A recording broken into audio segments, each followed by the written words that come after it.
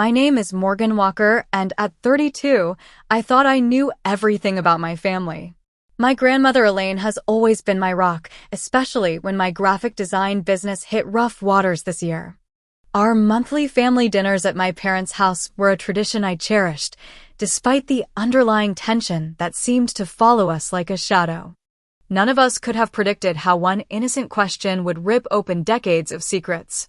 Before I tell you how my entire family fell apart over dinner, let me know where you're watching from and subscribe to hear more stories about family secrets that can never stay buried. Growing up, I always knew Grandma Elaine was wealthy. Not just comfortable, but genuinely rich from the real estate empire my grandfather had built before his death 15 years ago. While my parents, Catherine and Thomas, lived a solidly middle-class life, Grandma's home was a sprawling estate in the wealthiest part of town, with manicured gardens and a staff that had been with her for decades.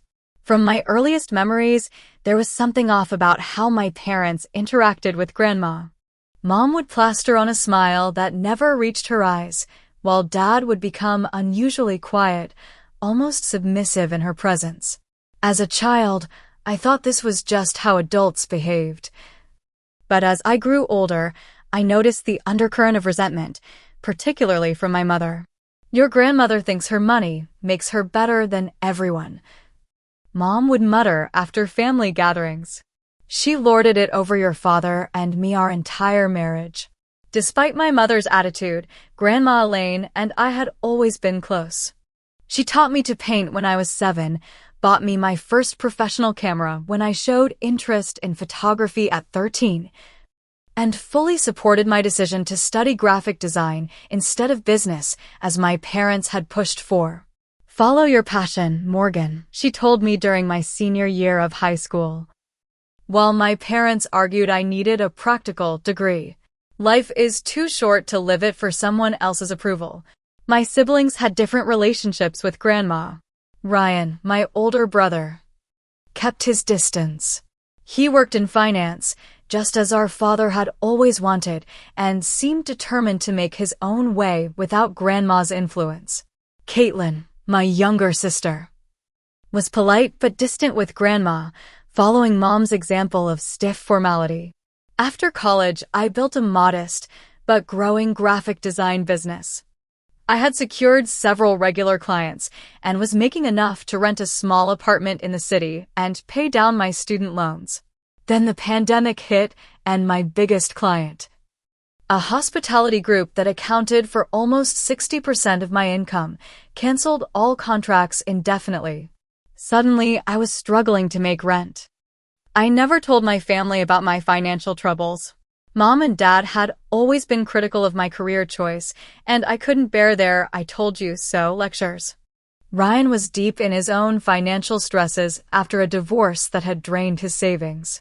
Caitlin was still finishing her master's degree and had no money to spare. The only person I confided in was Grandma Elaine. I visited her one afternoon, hoping for advice more than anything else. Instead, she insisted on helping. "Let me support you until you get back on your feet," she said firmly. "That's what family is for." I reluctantly accepted what I thought was a one-time gift to cover rent and groceries. Little did I know what was actually happening behind the scenes. In the months that followed, I noticed my parents behaving strangely whenever Grandma called or was mentioned. Mom would suddenly find reasons to leave the room, and Dad would become intensely interested in whatever was on television. At the time, I chalked it up to their usual awkwardness around the topic of Grandma's wealth. The day of the fateful dinner arrived on a crisp autumn evening. I parked my 10-year-old Honda behind my father's shiny new SUV, which I'd been surprised to see him driving 3 months earlier. Just taking advantage of those 0% financing deals, he'd explained vaguely when I asked about the upgrade from his sensible sedan. The house I grew up in looked different too. New landscaping adorned the front yard, and as I walked in, I noticed the living room had been redecorated with expensive-looking furniture. "Do you like it?" Mom asked, gesturing around proudly. We decided it was time to treat ourselves a little. "It looks great," I said, wondering how a high school administrator and a mid-level insurance manager were suddenly splurging on luxury items. Business must be good. We're getting by, Dad said, a little too quickly. Can I get you a drink? As I sipped the expensive wine Dad poured, I wandered around, noticing more upgrades. A new kitchen with marble countertops, high-end appliances that gleamed under recessed lighting, designer fixtures throughout. My parents had always been financially cautious, clipping coupons and buying store brands. This sudden display of wealth didn't add up. Ryan arrived next, immediately heading for the liquor cabinet and pouring himself a generous scotch. He'd been drinking more since his divorce, but tonight he seemed particularly intent on numbing himself. Big day at work? I asked, trying to make conversation. Something like that, he muttered, avoiding eye contact. Is Grandma here yet? Caitlin was the last to arrive before Grandma, rushing in with her eyes glued to her phone. She barely looked up to greet anyone. Thumbs flying over the screen with urgent energy. Everything okay? I asked. Fine, just school stuff, she said dismissively, though her master's program was on break. She too seemed on edge, as if bracing for something unpleasant. The atmosphere in the house was suffocating with unspoken tension. Mom kept disappearing into the kitchen to check on dinner, though the timer hadn't gone off. Dad repeatedly straightened the already perfect place settings. Ryan poured his second drink. Caitlin couldn't stop checking her phone. Something was definitely wrong with my family, and I was about to find out exactly what. At exactly 6 o'clock, the doorbell rang. Grandma Elaine was nothing if not punctual. Dad hurried to answer while Mom frantically gave last-minute instructions. Everyone smile. Best behavior. Not a word about the kitchen remodel. Grandma entered like royalty, elegant in a tailored navy dress with her signature pearl necklace. At 78, she stood straight as an arrow, her silver hair perfectly styled, radiating the confidence of a woman who had navigated decades of business deals and social hierarchies. Catherine, she nodded at my mother with cool politeness. Thomas, slightly warmer to my father. Then her face lit up when she saw me. Morgan, darling. She embraced me warmly, her familiar scent of Chanel No. 5 enveloping me like a childhood memory. I noticed the subtle stiffening of my mother's shoulders at this display of affection. Ryan, you're looking thin. Are you eating properly? Grandma asked, patting his cheek. Ryan forced a smile. Already on his third scotch. Working hard, Grandma, he said, the ice in his glass clinking nervously. Caitlin, put that phone away when you're greeting your grandmother, Mom hissed. And Caitlin reluctantly slipped the device into her pocket, offering Grandma a practice smile. Sorry, Grandma. School project deadline. During your break? Grandma raised a perfectly arched eyebrow, and I realized she knew Caitlin was lying. Nothing got past Elaine Walker. Mom ushered us all to the dining room, where she had outdone herself with the spread. Prime rib, roasted to perfection. Truffle mashed potatoes. Asparagus with hollandaise. Freshly baked rolls. Crystal glasses sparkled under the new chandelier, and the good china, typically reserved for major holidays, adorned the table. You've gone to quite some trouble, Catherine, Grandma observed, her gaze lingering on the expensive wine bottles and elaborate centerpiece. Special occasion. Just wanted to make it nice, Mom replied, her smile tight. Family is everything, after all. We took our seats, Dad at one end, Grandma at the other, a physical representation of the power dynamic that had defined our family for decades. Mom served the food with shaking hands, dropping a roll and apologizing profusely. The house looks different, Catherine, Grandma remarked casually as she delicately cut her meat. New furniture. Just a few pieces. Mom answered quickly. Nothing special. And Thomas, that's a new car in the driveway, isn't it? Dad nearly choked on his wine. Great deal. End of year clearance. Grandma nodded slowly, her eyes revealing nothing. Ryan, how is the investment banking going? Made partner yet? Ryan stared into his fourth drink. On track, Grandma. Just need to land a few more big clients. And you, Caitlin? The master's program in economics is going well. Caitlin nodded too enthusiastically. Absolutely. Top of my class. I watched this strange exchange with growing unease. Everyone was performing, but for whose benefit? And why were my parents so nervous about their recent purchases? The conversation moved to safer topics, neighborhood news, an upcoming charity gala, the weather forecast. But the undercurrent of tension remained, intensifying with each passing minute. Mom kept glancing at Dad, who seemed to be sweating despite the comfortable temperature in the room. Morgan, Grandma turned to me suddenly. How is your business recovering? Finding new clients to replace the hospitality group. Before I could answer, Mom jumped in. Morgan's doing just fine, Elaine. She doesn't need to discuss work at dinner. Grandma's eyes narrowed slightly. I was asking Morgan, Catherine. It's been challenging, I admitted, but I'm starting to build the client list back up.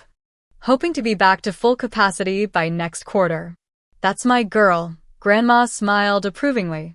Persistence is a Walker family trait, at least for some of us. Mom's knuckles turned white around her fork at the implied criticism. Dad suddenly became very interested in his mashed potatoes. As dinner progressed, Grandma continued asking pointed questions about finances. How much had the kitchen remodel cost? Was Ryan's firm really as stable as reported in the business journals? How much was Caitlin's tuition for her master's program? Each question seemed to increase my parents' discomfort. Mom tried changing the subject repeatedly, bringing up innocuous topics like her garden club or neighborhood gossip. Dad barely spoke, letting Mom do the conversational heavy lifting while he nodded along. Ryan drank steadily, his words becoming slightly slurred. Caitlin kept checking her phone under the table when she thought no one was looking. I sat in confused silence, sensing that I was missing something significant. By the time Mom brought out dessert, an elaborate tiramisu that was definitely not her usual recipe, the tension in the room was unbearable. Something was about to break, and somehow, instinctively, I knew it would change our family forever. As Mom served the tiramisu with trembling hands, Grandma dabbed her lips with her napkin and turned her full attention to me. The conversation had momentarily lulled, and in that dangerous silence, Grandma spoke the words that would detonate our family's carefully constructed facade. Morgan, darling. I've been meaning to ask you, she said, her voice casual but her eyes sharp. Is the $2,000 I send you every month enough? If you need more while you're rebuilding your business, you only need to ask. The tiramisu spoon froze halfway to my mouth.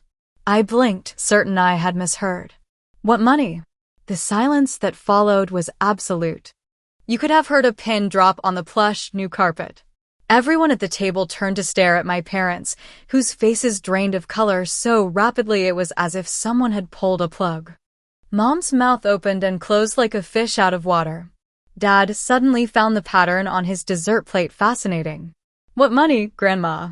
I repeated, my voice stronger now, looking between her and my ashen-faced parents. Grandma's eyes never left my mother's face, her expression hardening into granite. Catherine, perhaps you'd like to explain why Morgan doesn't know about the monthly allowance I've been providing for her since she told me about her financial difficulties? Mom let out a high-pitched laugh that sounded more like a cry of pain. Oh, Mother, there's been a misunderstanding. Is there? Grandma cut her off coldly. Because my bank statements show that for the past 5 years, I've been transferring $2,000 monthly to an account you told me was Morgan's emergency fund. You specifically said she needed help with medical bills after being diagnosed with a chronic condition. My jaw dropped. Medical condition? I'm perfectly healthy. Dad finally spoke, his voice barely above a whisper. Elaine, we can explain. I certainly hope so, Thomas, Grandma replied, her voice like ice. Because from where I'm sitting, It appears you and Catherine have been taking money intended for your daughter and spending it on yourselves. Ryan let out a low whistle and poured himself another drink. Caitlin had gone completely still, her phone forgotten. Mom? Dad? I looked at them, silently begging for a reasonable explanation. What is Grandma talking about? Mom's face crumpled, then hardened. You've always been her favorite, she spat, the years of resentment breaking through. Always getting special treatment, special attention. Why shouldn't we get some benefit from that? I felt like I'd been slapped. You've been stealing money meant for me? For 5 years. Dad at least had the decency to look ashamed. It wasn't stealing, exactly. We're your parents. We supported you your whole life. Catherine, Grandma's voice cut through the tension like a knife. How much money have you taken that was intended for Morgan? Mom lifted her chin defiantly. We deserve it after everything we've done. Raising 3 children isn't cheap, Elaine. How much? Grandma repeated, each word carved from ice. Dad sighed heavily, defeat evident in his slumped shoulders. About $120,000 over the past 5 years. The room spun around me. $120,000. Money that could have paid off my student loans. Money that could have helped me through the business downturn without taking on credit card debt. Money that could have changed everything. And this past year? Grandma continued her interrogation. When Morgan specifically told me she was struggling financially after losing her major client, Mom's defensive mask slipped for just a moment, revealing raw panic before she composed herself. We were going to tell her eventually. Tell me what? I demanded, my voice rising. What else have you done? When you confided in me about your business troubles, Grandma explained, her eyes full of sympathy, I immediately increased the monthly amount to $5,000. Your mother assured me it was going into your account to help you stay afloat. Another $60,000. Gone. Spent on kitchen remodels and new cars and furniture while I had been eating ramen noodles and worrying about eviction. How could you? I whispered, tears welling in my eyes. Your own daughter? You don't understand the pressure we've been under, Mom said defensively. Your father's company has been downsizing. My school district froze raises years ago. We have appearances to maintain. Appearances? I echoed incredulously. You stole from me to keep up appearances? We did not steal, Mom insisted. Color returning to her face in angry blotches. We redirected family funds. Everything stays in the family. Except it wasn't yours to redirect, Grandma stated firmly. That money was explicitly for Morgan. The weight of their betrayal crushed down on me. My own parents had watched me struggle, stress, and nearly lose my apartment, all while sitting on money that was meant to help me. Money they were using for luxury purchases and lifestyle upgrades. Did you ever intend to tell me? I asked, my voice barely audible. The silence that followed was answer enough. I can't believe this is happening, I said, pushing my dessert away, my appetite completely gone. 5 years? You've been lying and stealing for 5 years. Mom's defensive posture intensified. It's not stealing when it's family. We raised you, put a roof over your head, paid for your education. Actually, I paid for her education, Grandma interjected. The trust fund I established covered tuition for all 3 grandchildren. I turned to Grandma in confusion. Trust fund? What trust fund? A look of grim understanding passed over Grandma's face. You never told her about the education trust, either, did you, Catherine? Mom shifted uncomfortably. We didn't want the children getting entitled ideas about family money. What your mother means, Grandma explained to me, is that I set up trusts for each of my grandchildren to cover higher education costs. Your parents were the trustees until you turned 25, at which point control should have transferred to you. My head was spinning. So my student loans should not exist, Grandma finished, her voice tight with anger.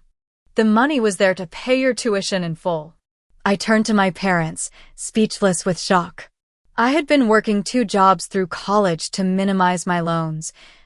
eating ramen and living with 4 roommates to save money, all while a trust fund sat untouched. Where did that money go? I finally managed to ask.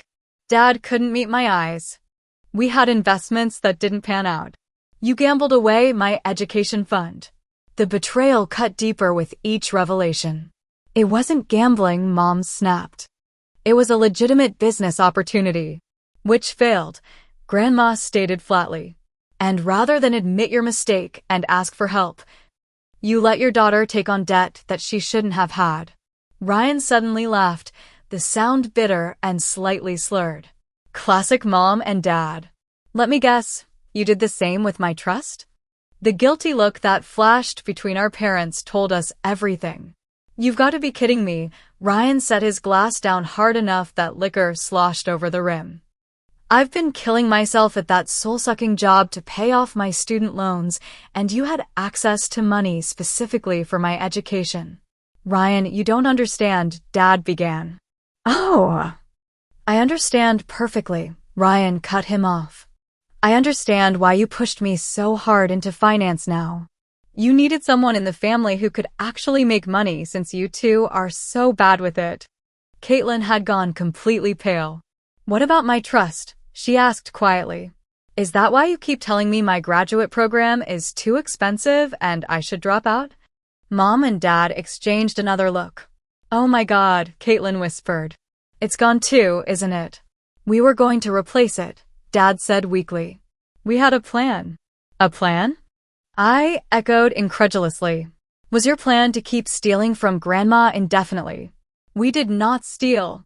Mom slammed her hand on the table, making the crystal glasses jump.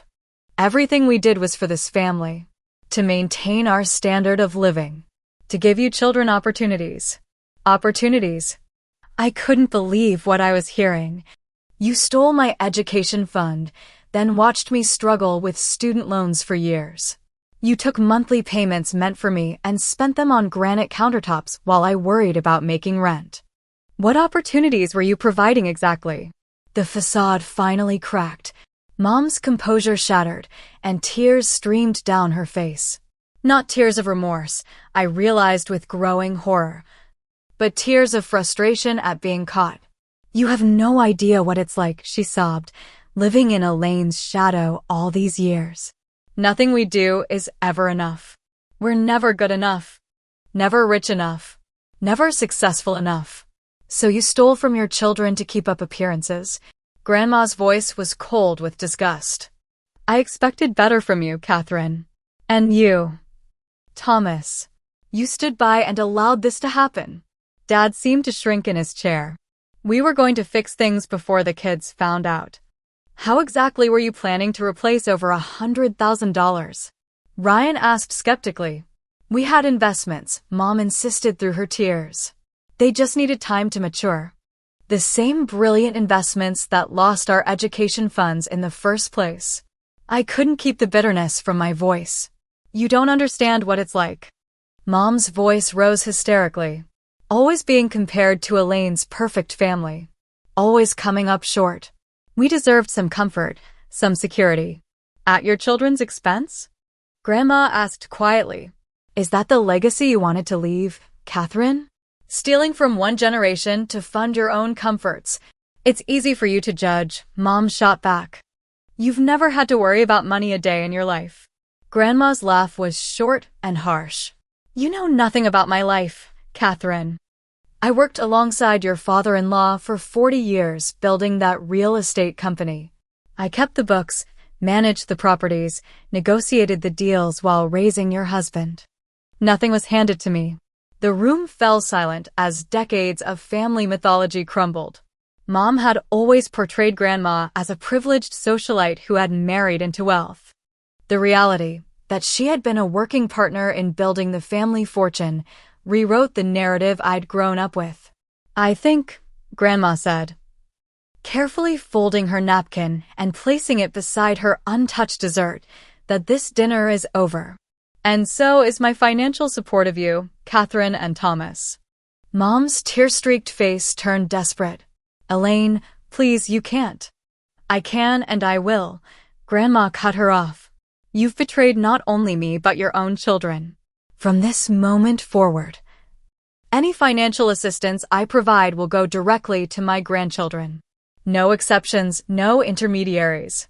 We'll lose everything, Dad whispered, the reality of their situation finally hitting him. Perhaps you should have considered that before spending money that wasn't yours, Grandma replied without sympathy. She turned to me, her expression softening. Morgan, I'm so sorry. I should have verified where the money was going. This is partly my failure as well. I couldn't speak. The magnitude of the betrayal was too overwhelming. These people, my parents, had watched me struggle financially for years while actively stealing money meant to help me. They had let me believe I was alone in my financial troubles while secretly benefiting from funds intended for my security. Without a word, I stood up, grabbed my purse, and walked out the front door. Behind me, I could hear Mom calling my name, but I didn't look back. I couldn't bear to see their faces or hear another word of their pathetic justifications. As I started my car, I caught a glimpse of my family through the dining room window. Mom crying dramatically, Dad with his head in his hands, Ryan pouring another drink, Caitlin texting furiously, and Grandma watching it all with regal disappointment. In that moment, I knew nothing would ever be the same again. For 3 days, I didn't answer my phone. The calls and texts piled up, mostly from my parents, whose messages evolved from defensive, "You don't understand the whole situation," to desperate, "Please, we need to talk," to manipulative, "After everything we've done for you, you owe us a conversation." I couldn't bring myself to respond to any of them. On the 4th day, Grandma called. Unlike my parents, she left only one voicemail. "Morgan, when you're ready to talk, I'm here. No pressure, no timeline. I love you." That simple message, free of demands or guilt, brought me to tears. I called her back that evening. "Can I come over?" I asked, my voice small and uncertain. "Of course, darling. I'll have Marta make your favorite lemon cookies." Grandma's house was a sanctuary, untouched by the chaos that had engulfed our family. The familiar scent of lemon and vanilla greeted me as Marta, Grandma's housekeeper of 30 years, ushered me into the sunroom where Grandma waited with tea already poured. "I've been doing some investigating," Grandma said after our initial greetings. Never one to waste time on small talk when important matters needed addressing. And I'm afraid what we discovered at dinner was just the tip of the iceberg. She slid a folder across the table to me. Inside were bank statements, trust documents, and transfer records spanning back nearly a decade.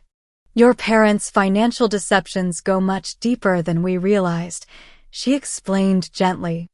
"They've been systematically misappropriating funds intended for all 3 of you children since you were in high school."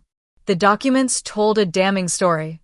Not only had my parents emptied our education trusts and pocketed my monthly allowance, but they had also attempted similar schemes with Ryan and Caitlin. They told me Ryan needed money for a down payment on his first house, Grandma explained. I sent $50,000 that apparently never reached him. They claimed Caitlin needed help with medical bills after a car accident 3 years ago, an accident that, as far as I can tell, never happened. My hands shook as I flipped through the papers. Did Ryan and Caitlin know about any of this? I've spoken with both of them. Ryan suspected something was amiss when your parents bought their vacation timeshare the same month he was denied a loan for his house. Caitlin knew nothing. She's been completely in the dark. I felt sick. How much have they taken altogether? Grandma's face was grim. Close to $400,000 over the past decade. The number was staggering. My parents, who had always preached financial responsibility and hard work, had been secretly siphoning off family money to fund their lifestyle. There's something else you should know. Grandma continued carefully.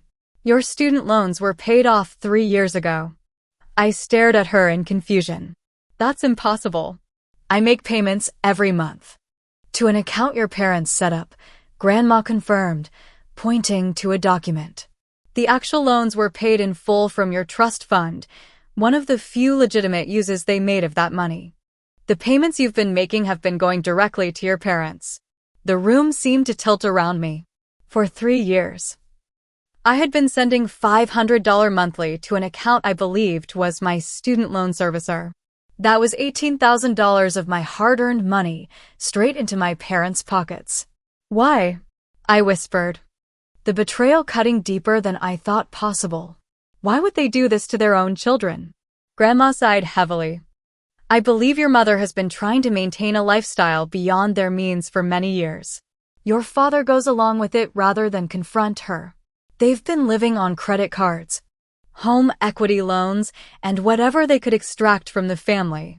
The house you grew up in was purchased with money I provided as a down payment, money they told me they had saved themselves. The perfect middle-class life I thought we had lived was a carefully constructed illusion built on lies and theft. The next day, Ryan called me. His voice was uncharacteristically subdued. Did Grandma tell you everything? I think so, I replied. It's hard to believe it's real. I confronted Dad yesterday, Ryan said. He broke down completely. They're in much worse shape than even Grandma knows. Second mortgage on the house, maxed out credit cards, personal loans they can't repay. They've been robbing Peter to pay Paul for years. And we're Peter, I said bitterly. Exactly. I think Mom has some kind of problem she can't stop spending. And Dad enables it because he's too weak to stand up to her. Later that evening, Caitlin came to my apartment. Her eyes were red from crying. I caught Mom in a lie 3 years ago, she confessed, curled up on my couch with a cup of tea. Remember when she said Grandma had sent a gift for my 25th birthday, but it got lost in the mail? I nodded, vaguely recalling the incident. I called Grandma to thank her anyway, and she had no idea what I was talking about. When I confronted Mom, she made me promise not to tell anyone. Said it would break up the family if I made a big deal about it. I was stupid enough to believe her. You weren't stupid, I assured her. You trusted our mother. We all did. The more we talked, the more the pieces fell into place. Small inconsistencies over the years. Expensive purchases that didn't align with their income. The constant pressure on all of us to succeed financially while they undermined our ability to do so. A week after the disastrous dinner, I finally agreed to meet my parents at their house. I needed answers, and I needed to see them face to face. They looked terrible. Mom had lost weight, her clothes hanging loosely on her frame. Dad's face was haggard, with new lines etched around his mouth. Morgan, Mom reached for me as I entered, but I stepped back. Thank you for coming. We've been so worried. Worried about me, or worried about your financial house of cards collapsing? I asked coldly. They ushered me into the living room, the room with the expensive new furniture that had been bought with money meant for me. The irony wasn't lost on any of us. We know we've made terrible mistakes, Dad began, his voice trembling. We never meant for things to go this far. How far did you think they would go? Did you have an exit strategy? Or were you just planning to keep stealing indefinitely? Mom flinched at the word stealing, but didn't argue this time. We got caught up in it, she admitted. One small deception led to another, and before we knew it, we were in too deep to find a way out. So you just kept digging the hole deeper, I said. And dragging your children down with you. Dad nodded miserably. The market crash hit my retirement fund hard. Then Catherine wanted to renovate the kitchen. Then we needed a new car. It was always just one more thing, one more time. We told ourselves we'd pay it all back eventually. With what money? I demanded. Your combined income hasn't changed significantly in years. How were you planning to replace hundreds of thousands of dollars? They exchanged a look that told me there had never been a real plan. Where did all the money go? I asked, gesturing around at the house that suddenly seemed like a movie set, a facade with nothing substantial behind it. Mom burst into tears. We're about to lose it all anyway. The bank called yesterday. We're 3 months behind on the mortgage. The credit cards are all maxed out. Your father's been denied for another loan. You've been living completely beyond your means, I realized aloud. For years. Dad nodded, defeated. We kept thinking things would turn around. A promotion, an inheritance, something. So you gambled with your children's financial security while waiting for a windfall that never came, I summarized, disgust rising in my throat. And now that Grandma has cut you off, the whole house of cards is collapsing. We're going to lose the house, Mom whispered, fresh tears tracking down her hollow cheeks. Everything we've worked for, gone. I should have felt sympathy. These were my parents, after all. The people who had raised me, taught me to ride a bike, nursed me through childhood illnesses. But in this moment, all I could see were two selfish, manipulative people who had betrayed not just me, but my siblings and my grandmother as well. You didn't work for any of this, I said, standing up. You stole it. From your children. From Grandma. From everyone who trusted you. Morgan, please. Dad reached for my hand. We're still your parents. We still love you. I pulled away. Love doesn't steal from people. Love doesn't watch someone struggle when you have the means to help them. Love doesn't lie for years on end. As I walked toward the door, Mom called after me. So that's it? You're just going to abandon us when we need you most. I turned back, incredulous. You stole from me for years. You watched me stress about money, work multiple jobs, eat ramen for dinner, all while sitting on funds that were meant for me. And now you have the audacity to accuse me of abandoning you. The silence that followed was deafening. I'll be in touch when I'm ready, I said finally. But don't call me, don't text me, and don't show up at my apartment. I need time to process all of this. As I closed the door behind me, I heard Mom collapse into sobs. Dad's murmured comfort followed me down the driveway. For the first time in my life, I felt completely detached from the people who had raised me. I was on my own now, but perhaps I always had been. The weeks that followed were a blur of emotions, grief, anger, disbelief, and eventually, a strange sense of clarity. I threw myself into my work, taking on new clients and rebuilding my business with a determination I hadn't felt in years. Without the constant weight of financial stress, I found new creative energy for my designs. Grandma had been true to her word. The day after our tea, she had established a new monthly deposit directly to my account, this time with me as the sole account holder. She had also transferred a lump sum that she calculated was roughly equivalent to what my parents had taken from me over the years. This isn't charity, she insisted when I tried to refuse. This is your birthright, money that should have been yours all along. Take it, invest it, use it to build the life you deserve. With those funds, I was able to move to a better apartment, upgrade my ancient computer and design software, and even hire a part-time assistant to help with administrative tasks. For the first time in my adult life, I wasn't living paycheck to paycheck. Ryan and I grew closer during this time, bonding over our shared experience of betrayal. He had finally quit the finance job he hated and was using his portion of Grandma's restitution to start his own business consulting firm. I never wanted to be in finance, he admitted during one of our weekly dinners. I only did it because Dad pushed so hard, and I thought it would make them proud. What a waste of 10 years. Caitlin was struggling more than either of us. As the youngest, she had been the most sheltered from our parents' financial realities. The revelations hit her hardest, especially when she learned that her graduate program, which our parents had been pressuring her to quit, was fully funded by Grandma's original trust. I almost dropped out last semester because Mom kept saying it was too expensive, she told me tearfully. I was ready to give up my dream because they lied about money that was literally designated for my education. With Grandma's support, Caitlin continued her program with renewed focus. The three of us grandchildren formed our own support system, meeting regularly without our parents' knowledge. As for Mom and Dad, their financial house of cards had indeed collapsed. 2 months after the fateful dinner, they were forced to put their house on the market. The bank had initiated foreclosure proceedings, and selling was their only option to avoid complete financial ruin. The new cars were repossessed. The timeshare was surrendered. The credit card companies were calling daily. I didn't witness any of this firsthand. My information came through Ryan, who maintained minimal contact with them. I still wasn't ready to face them, my anger too raw, the betrayal too fresh. 3 months after the dinner, I received a letter from Mom. Not an email or text, but an actual handwritten letter on expensive stationery, probably purchased during their years of excess.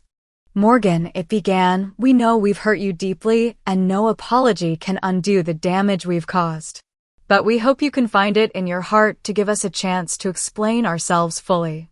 The letter went on for several pages, detailing their financial struggles, the pressure they felt to maintain appearances, the slippery slope of their first deception that led to years of lies.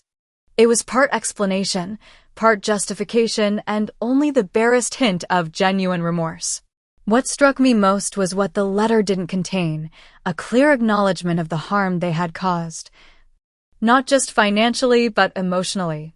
There was no recognition of how they had undermined my independence, my self-confidence, my ability to build a secure future.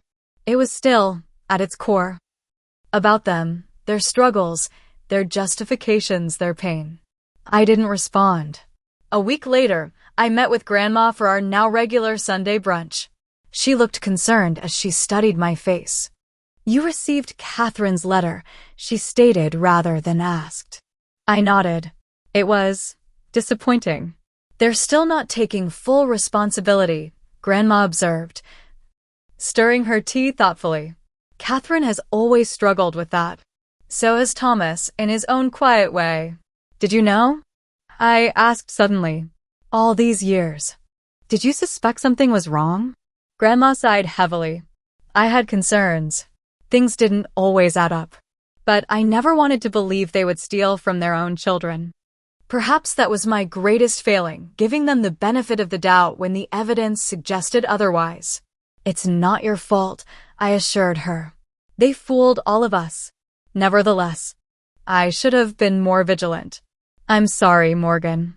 Her sincere apology, something my parents had yet to offer, brought tears to my eyes. "What happens now?" I asked. "With Mom and Dad?" "They found an apartment," Grandma informed me. "Much smaller than they're used to. Thomas is still working, though I understand he's been demoted due to performance issues.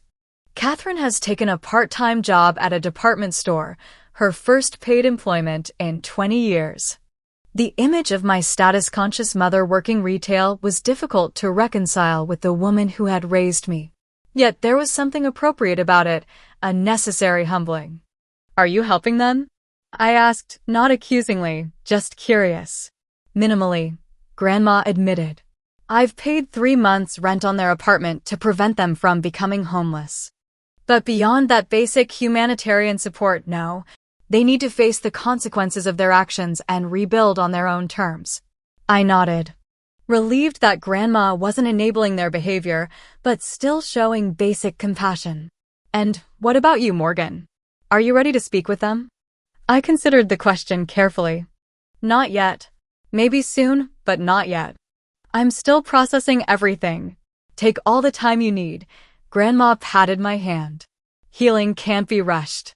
For months after the dinner revelation, I finally agreed to meet my parents at a neutral location, a coffee shop downtown. They were already waiting when I arrived, both looking years older than when I'd last seen them. Mom had lost the polished appearance she had always maintained. Her roots were showing, her clothes were off the rack rather than designer, and she wore minimal makeup. Dad's confident posture was gone, replaced by the slumped shoulders of a defeated man. "Thank you for coming," Dad said as I sat down across from them. "We weren't sure you would." "I almost didn't," I admitted. "But I have some things I need to say to you." They nodded, exchanging nervous glances. "What you did wasn't just financially damaging," I began, my voice steady despite the emotions churning inside me. "You undermined my independence. You watched me struggle when you could have helped. You stole years of financial security from me. Years I can never get back." Mom started to speak, but I held up my hand. I'm not finished. The worst part isn't even the money. It's the betrayal of trust. You're supposed to be the people I can count on most in this world, and you used me. You lied to my face repeatedly for years. You manipulated me, gaslit me, and then had the audacity to blame me for being Grandma's favorite when you were caught. Tears streamed down Mom's face, but I continued. I don't recognize you anymore. I don't know who you are. The parents I thought I had would never have done these things. We made terrible mistakes, Dad acknowledged, his voice breaking. We lost ourselves somewhere along the way, became people we never meant to be. We want to make amends, Mom added desperately. We know we can't repay the money, not anytime soon.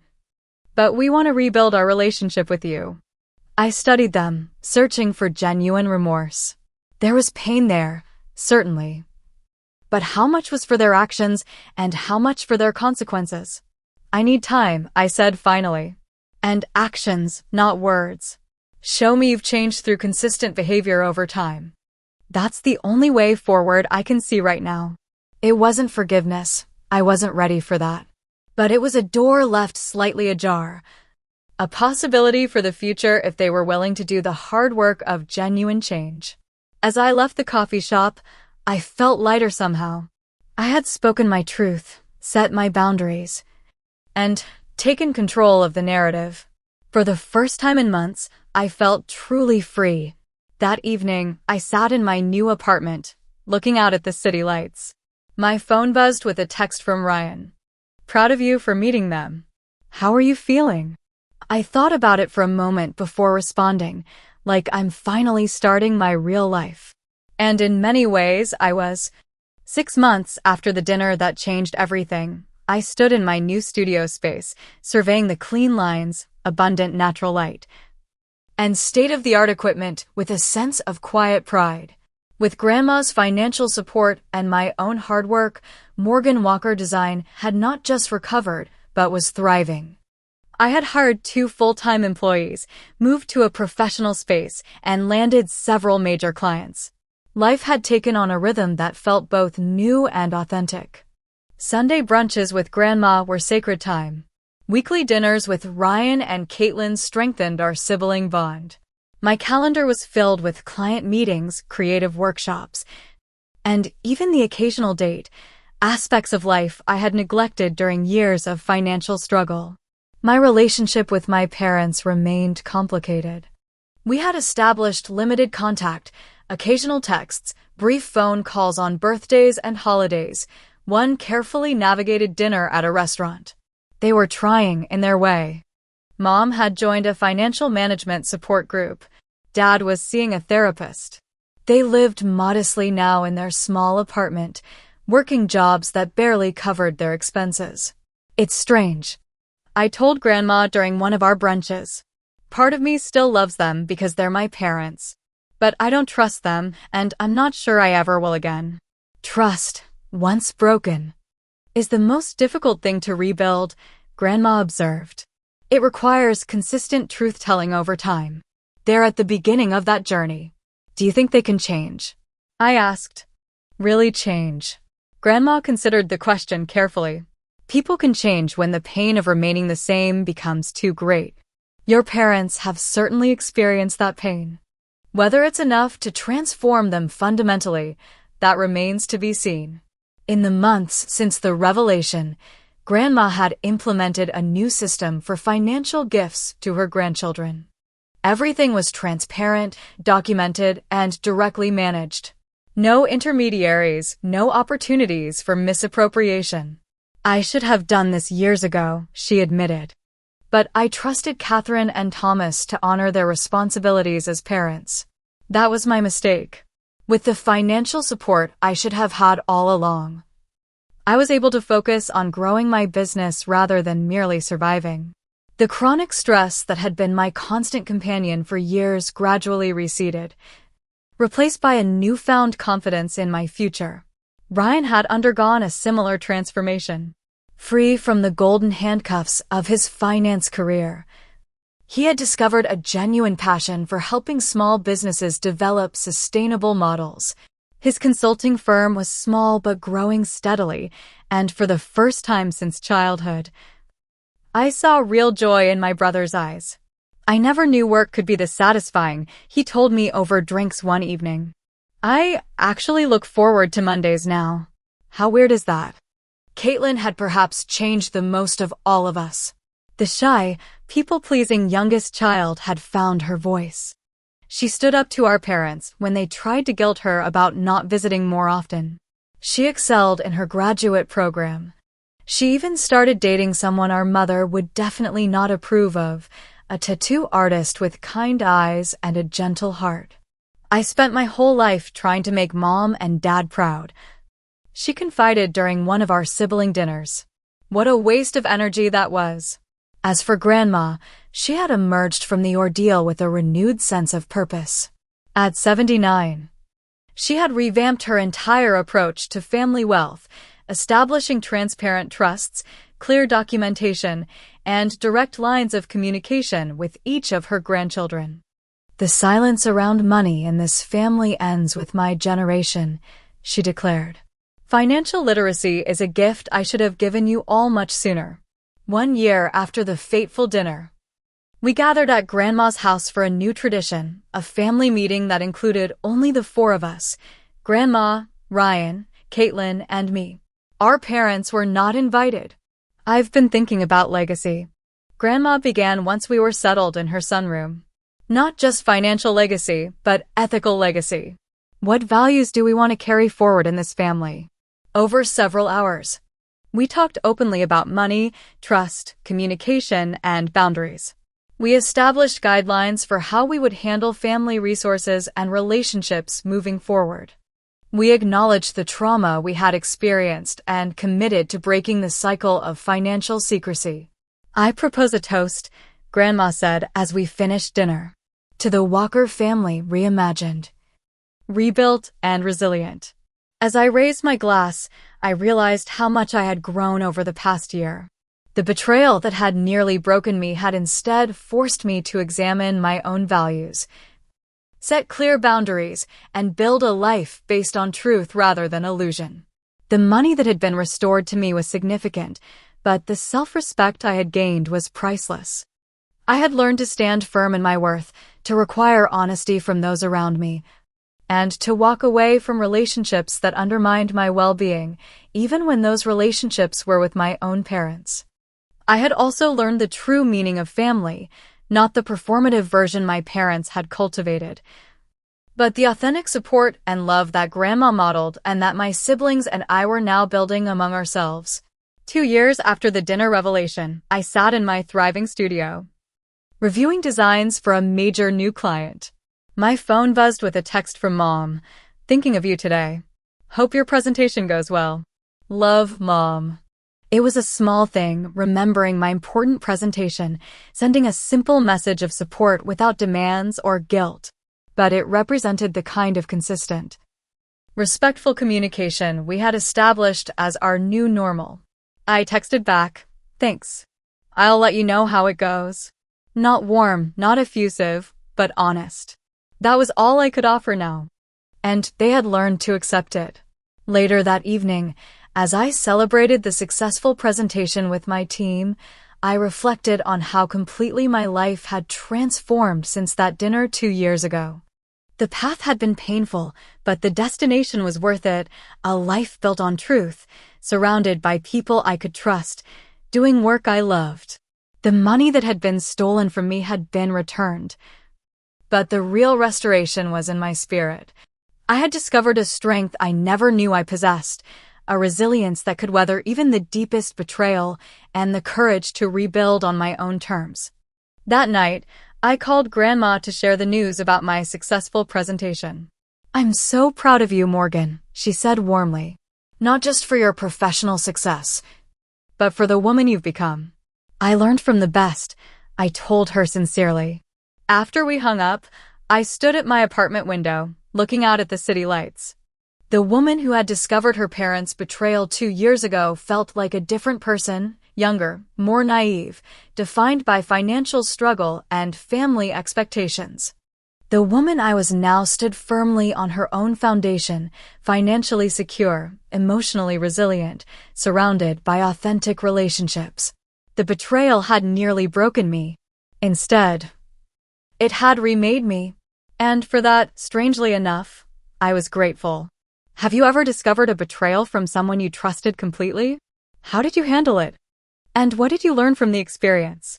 Share your stories in the comments below. And if this story resonated with you, please like, subscribe, and share it with someone who might need to hear that even the deepest betrayals can ultimately lead to growth and renewal. Thank you for listening to my story. And remember that sometimes losing what you thought you had is the beginning of finding something better.